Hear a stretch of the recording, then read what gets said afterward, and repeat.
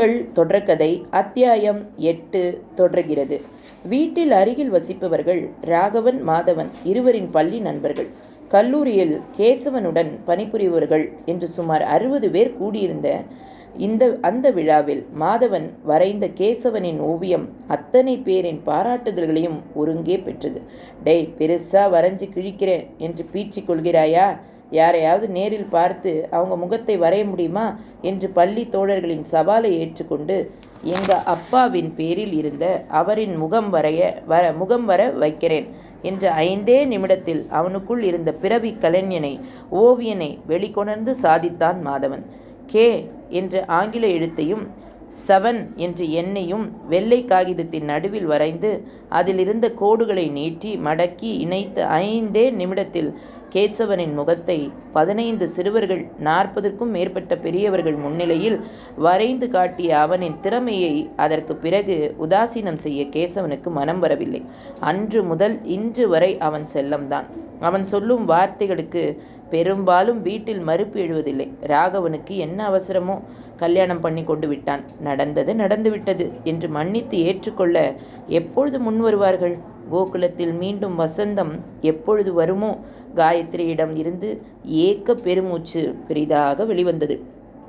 தன்னை சில நிமிடங்கள் சீண்டி சிரிக்க வைத்தாலும் போகும்பொழுது ஒரு வார்த்தை சொல்லி தன்னை வாயடைக்க வைத்த மாதவனை நினைக்கும் பொழுது காயத்ரிக்கு எரிச்சல் வந்தது. அவன் சொல்வது பிடிக்கவில்லை என்றாலும் அதில் உண்மை இருக்கிறது என்று தன்னைத்தானே திருத்தி கொண்டு இருக்கும் பொழுதே கேசவனின் குரல் கேட்டது. அவன் குளிச்சாச்சா?